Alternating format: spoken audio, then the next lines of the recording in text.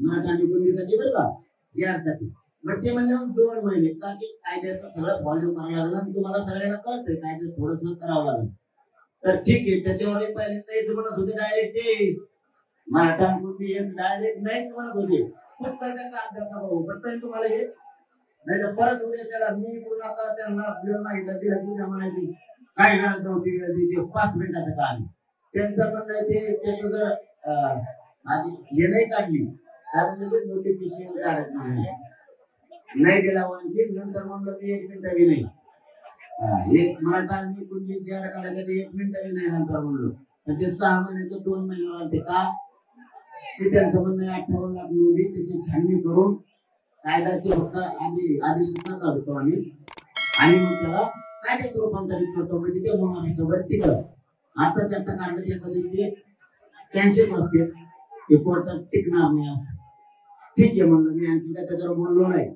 मी हा म्हणलो काल 2 महिने पण नंतर पुन्हा नाही म्हणलं 1 मिनिट बी वेळ मराठा आणि कुणबी कायद्यासाठी नाही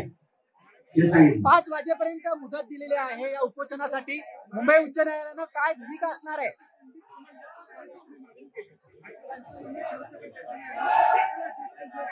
सर सगळं घेता नाही येणार तर त्याच्यावर आमची चर्चा झाली तुम्ही सगळ्यात आमच्या गावावर मागणार आहोत तुम्ही तिकडे दिसता तुम्ही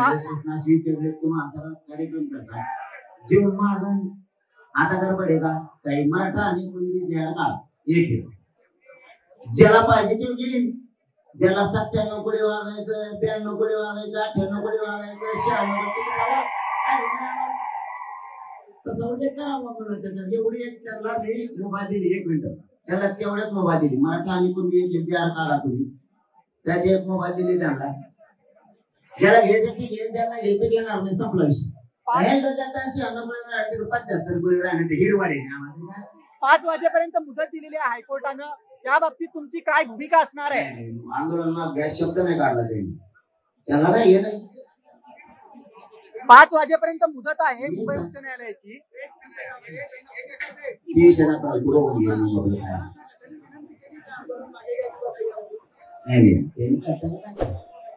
आंदोलनाचा विषय नाही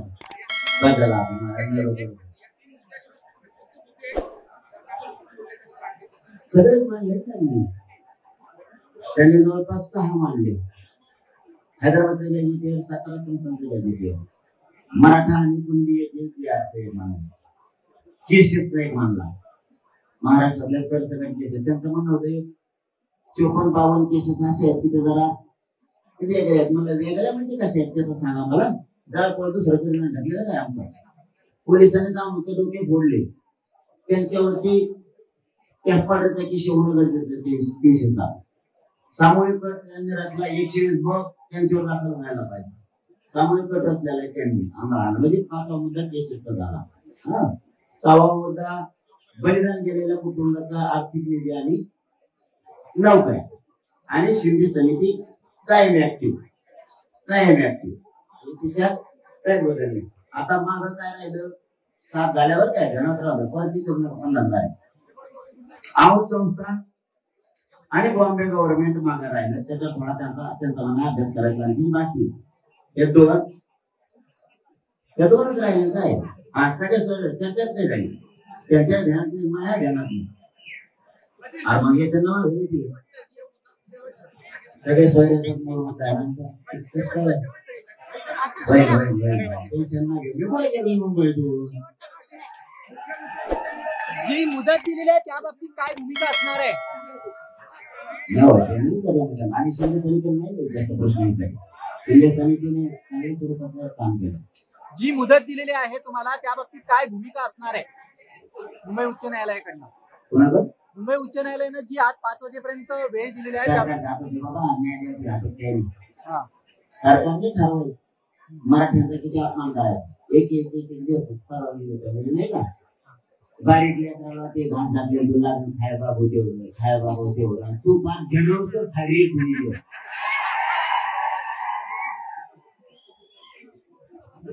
मला सगळं करतात सरकारच्या हातात घेत न्यायदेवतेला दोष कुणी देऊ नये न्यायदेवता सगळ्यांसाठी मुख्यमंत्री साबरापणा करता याचा आणि मुख्यमंत्री आम्हाला वेळ नक्की देणार कारण इतके करोडो मराठी सगळ्या मुंबईत तिथं तुम्हाला दिसतात ते आपल्या मुंबईत तिथं ते फक्त माझी विनंती आहे तुम्हाला सगळ्याला गाड्या मैदानावर सुरक्षित लावा म्हणजे पाऊस आला तुम्हाला झोपायला तुमच्या मैदानावर गाडीत जाता येईल दुसरं पोलिसांनी गाड्या आणल्या तर त्यांना सांगायचं मैदान पुढे सांग तिथं गाडी निवड लावायची इथं रेल्वे लय मस्त मजा येईल 5 रुपयात माणूस कोणत्या कपड्यात जातो आणि नाही काय तर रेल्वे फ्री म्हणजे जाऊन तिकडे ती वगैरे मी होती आपली तुम्ही आपला फुकट हिडा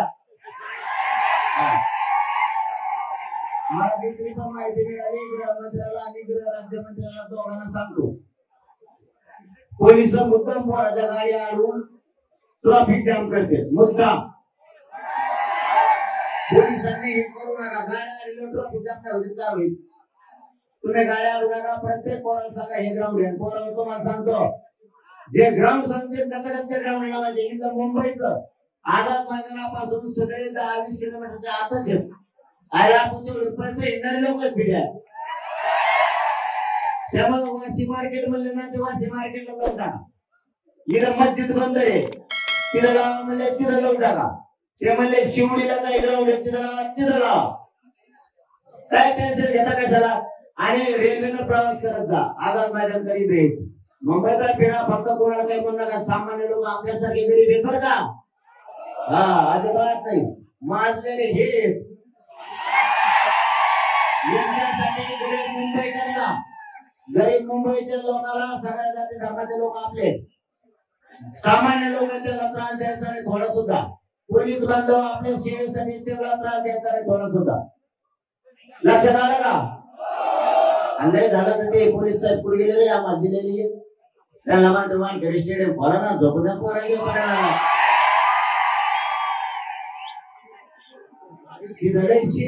चांगलं छान झोपी देऊन त्याच्यात आणि आमचे लोक मराठीचे आसपास मला आता एकाला कानात येऊन सांगितलं की मला मराठी आम्ही रेटून खूप घालू तुम्हाला वानखेडे स्टेडियम आम्ही चेंडू खेळत होतो एवढं आमच्या पोराला छान झोपू नाही दिलं हे बॅटीला हाणतोय ते बॅटीला चेंडू हाणतोय चेंडू हाणा आणि थोडे आता पावसाच्या पाण्यात राहू दे ना मला भेटून झोपतील लेकर बाळा आमच्या गरीबाची लय शेण ठोकल्या गेलो ते फक्त पुढच्या फिरच्या हात लावू नका ते लावणार बी आमचे पोरं बोला म्हणा ते वानखेडे स्टेडियम या गरीबाच्या पोराला मुख्यमंत्री साहेब आता येणं करू नका बरं का मला त्रास होण्याचा करू नका मला तुम्हाला मोठं करायचं तुम्ही येणं करू नका आणि जे ग्राउंड येते त्याच्यावर गाड्या लावा आणि आपल्या इकडे शांततेत बेस्ट जी गैरसोय होते त्या बाबतीत काही त्या मुख्यमंत्र्याला असं वाटलं आमचे पोरं करून जावं म्हणून त्याने हागाय मुतायचं बंद केलं त्याला कुलूप लावलं हागायच्या घराला तुमच्या तिकडे त्याला कोणतं तरी गृह म्हणते स्वच्छतागृह नाव असतो इथं हागायचं जागायचं हाकलाला नाव पाहिजे स्वच्छतागृह किंवा बस स्टँडला पाहिजे नाव स्वच्छतागृह पोलीस स्टेशनला नाव पाहिजे स्वच्छतागृह किंवा असं मोठे हागायच्याला स्वच्छतागृह नाव असतो ते जाऊन हागायचं धंदे उलट्या कॉपी हागायचं मुद्दा बंद केला थांब ना एका एका भाऊ ना ते तर झालं की तो झालं की तो मार तिला पाडायचं ठेवलं पत्रकार एक आयला मी सगळ्याला बोलतो राव म्हणून आम्हाला लागला बोलत नाही त्यांना काय करतो तू मग त्यांनी हागाय मुंडायचं बंद केलं पाणी प्यायचं बंद केलं त्यांनी परत आणखी जेवायचे काही हटले ते बंद केले म्हणून पोरं चिडले तर सीएसटीला आणि त्या महानगरपालिकेमुळे पुढं त्याच्यामुळेच बसले होते पोरं त्यानंतर माहिती घेतली का नसली चहा प्यायला सुद्धा जागा राहिली इतका हलकटपणा मुख्यमंत्र्यांनी करावा का आणि उद्या तुम्ही आमचं पाणी बंद केलं पोराला प्यायचं आणि तुमच्या आमदार खासदार मंत्री आमच्या मराठवाड्यात इथं थोडे त्याची पाईपलाईन आमच्या गावात गेला आणि करून फेकल्या काय करेल तुमच्या आमदार खासदार मंत्र्याच्या पाईपलाईन आमच्या गावात त्याने आमच्या पोराला लाईट केलेली बऱ्याच आमदार मंत्र्यांनी मग कापून टाकलं आम्ही असलं घाण नाही वागायचं मुंबई पेक्षा क्षेत्रफळानं संख्येनं महसुलानं महाराष्ट्र मोठा आहे.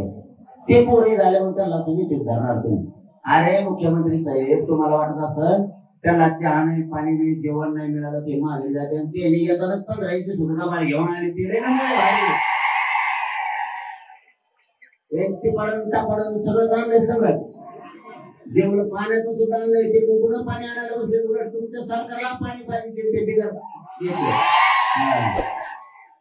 पण करा त्रास संतो आपल्याला जिंकून जायचंय.